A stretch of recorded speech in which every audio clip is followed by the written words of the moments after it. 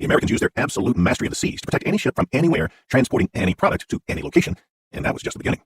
Face pirates? No problem. The American Navy would take them out. No more imperial raiding of other countries' commerce. Soviets tried to overthrow your government? No problem. The American Congress would vote you some more reconstruction funds. The Marshall Plan surged forth. Can't get the lights on? No problem. The Americans would ensure you could import coal and oil from anywhere in the world. The Americans would patrol, enforce, the Persian Gulf. Can't jumpstart your economy? No problem. The American market, the only market of size to survive the war, was now open to your exports. America's trade deficit was born. Don't trust the American security guarantee? No problem. The Americans would join battle with the Soviets, even at the times and places of the Soviets' choosing, to prove their reliability.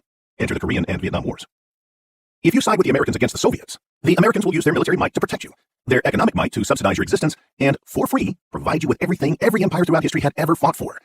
For the former empires, it meant more than having access to sea lanes and markets and resources. It meant having access to all sea lanes and all markets and all resources all the time, as if they had decisively won a global war. For secondary powers, it was like having access to the potential of the British Empire at its peak without the commensurate military outlays. For the colonies, it meant independence from their old masters and access to the same global market as the former empires, as well as the opportunity to chart their own political and economic continuities. It no longer mattered if your lands couldn't possibly sustain a growing population or if you had a wide-open border. For the first time in history, geography was put on hold. Major empire, lagging power, or colony joined the Americans' new alliance against the Soviets, and you were secure, not just from the new Soviet threat, but from the old threats as well.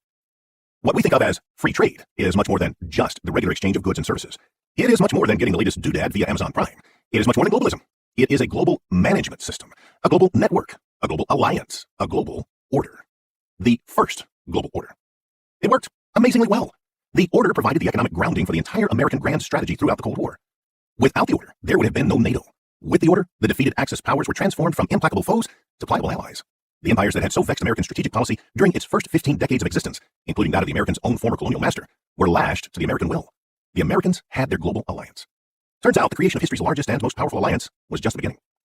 The Americans were in many ways champions of stability. By enforcing America's own brand of global peace with some Tiffany-sized carrots and Teddy Roosevelt-sized sticks, the Americans banished from memory the old imperial boxing matches that tended to leave no room for weaker states. Instead of the vicious circle of imperial clashes, the order created a virtuous circle of political stability, security, and economic development. This helped push the technological descendants of the Industrial Revolution even further, while keeping most governments busy with the needs of their people. Famine and disease weren't exactly banished, but they certainly lost their grip on day-to-day life. The result has been the deepest educational penetration, infrastructure expansion, economic growth, and technological advancement in history. One of the order's most impressive features was its universality. The United States guaranteed the safety of the imports, exports, and supply lines of everyone, even countries it economically competes with, even countries it likes to bomb. As Detroit was hollowing out, German automotive experts were sacrosanct. As Midwest farmers were struggling with low grain prices, those pursuing Brazilian agricultural expansion found it easy to import American fertilizers and equipment. As the Americans were sparring diplomatically and militarily with the Iranian Ayatollah, the American Navy maintained ironclad naval safety for all commercial vessels at all times. Even when the Americans were actively prosecuting a war, as in Vietnam, they persisted in protecting local commerce, even that of the other side. Events such as the Cuban embargo were the exceptions that proved the rule. It took an immediate existential and Soviet-originated threat for the Americans to revoke access. The Soviet Union found itself often on the defensive, forced to act as the agent of chaos, seeking to overthrow states that were economically thriving, many for the first time ever. It was a losing proposition. Yet by any measure of the old imperial age, the Russians were doing fabulously well. The nuclear doctrine of mutually assured destruction, combined with the Americans being in a different hemisphere, all but guaranteed that the Soviets would not face the sorts of land invasions that had so wrecked their continuity every few decades. The result was a degree of development and peace throughout their lands that the Russian people had never known. I'm expressly noting that this was a golden age for the Russians. For non-Russians in the Soviet Empire, life more or less sucked just as much after World War II as before. Continuity and economies of scale reached all-time highs, and they took the Russians further and higher than they had ever been. Yet the Soviet rise was nothing compared with what the Americans mustered with their order. Almost all the world's richest lands united into a single, integrated economic system guaranteed by the American Navy and nuclear arsenal. The Soviets never had a chance, and 5 short decades later, their system, besieged, outnumbered, outmaneuvered, and outspent, collapsed. The order may be the world that most of us know as familiar, but from the long view of history, the order is one of the most bizarre periods ever. It is nothing compared with what came next. The Third Age. Order without borders. The Soviets saw the writing on the wall, and in the mid-1980s, they started negotiations toward a managed defeat. What was intended to be the first step turned out to be the first, last, and only. Soviet forces relaxed their control of their Central European satellite states in early 1989. By 1992, the Cold War and the Soviet Union were in the ash heap. The Cold War victors had a bit of a party, and then something curious occurred. The American policy of global order was a strategic one, designed as a means of doing battle in a global conflict. With the Cold War over, it was time to rejigger that order toward a new goal. With the Soviet fall, American President George H.W. Bush sensed history calling. He used his unprecedented popularity in the aftermath of the fall of the Berlin Wall and victory in the First Iraq War to launch a national conversation on what's next. What do the American people want out of this new world? He openly discussed a new world order, his personal goal being 1,000 points of light, a community of free nations striving to better the human condition in ways heretofore unimaginable. Bush's background, he had previously served as vice president, budget chief, party chief, ambassador, House representative, and intelligence guru, made him the right person with the right skill set and the right connections and the right disposition in the right place, in the right job, at the right time. So, of course, the Americans voted him out of office, and all serious talk of moving the order onto newer footing for the new age, more relevant for the challenges and opportunities of the post-Cold War era, ceased. American leadership in the years since has been, in a word, underwhelming. Bill Clinton found foreign policy boring and did his best to avoid it.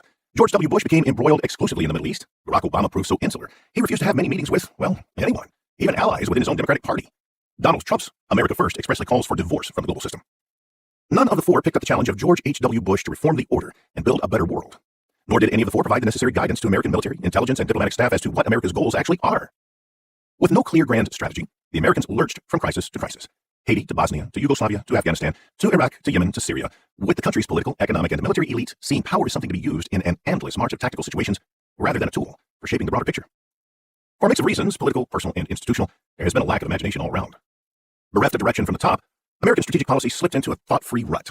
The U.S. Navy continued to provide global maritime security. The American military continued to protect Cold War allies. The American economic system continued to be a sink for global exports. The American system continued to enable all the nuts and bolts of global energy and finance and agriculture and manufacturing. The only change was, the Americans stopped asking for anything in exchange. It had made the world a very strange place. The order had already created the greatest half-century of global economic growth in history. However, in the post-Cold War iteration of the order, the parts of the world that had been left behind due to local political instability, or geographic inaccessibility, or simply for being on the wrong side of the Cold War contest, flooded into the system as well. Continuities and economies of scale extended and added new players. The increased demand for the inputs of industrialization bolstered sub-Saharan Africa, Latin America, and the Middle East. Increased demand for more and better food boosted Latin America and the former Soviet Union. Increased demand for energy helped the Middle East and the former Soviet Union.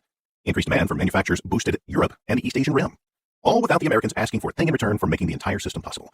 The order had been so successful, most forgot, or never learned, that it was even there in the first place. The sheer size of the new system boggles the mind. Just before World War II got moving in 1935, the world's largest fully integrated economy, Germany, had about 62 million people. With the imposition of the American-led order in the late 1940s, the fusion of the American system with the first batch of post-war allies created a system with some 400 million members. Absorbing the Axis powers and several formerly neutral states in the 1950s brought the figure to just shy of 1 billion. By 1980, population growth and the admission of China increased it to 3 billion.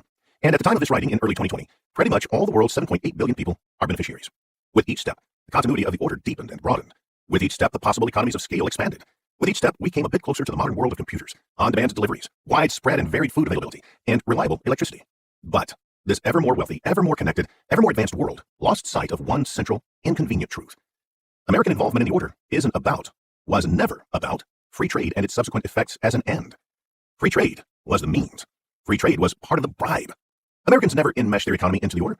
If they had done so, it would have been as if they were establishing an empire with the allies being the new provinces. Instead, the Americans, in their splendid isolation, more or less kept their continent-sized economy to their continent-sized selves. Geographic isolation and abundance are powerful forces of crunch and goo. Today, the United States remains the least integrated major economy in the world, which means that with the notable exception of Soviet containment and defeat, none of the order's advances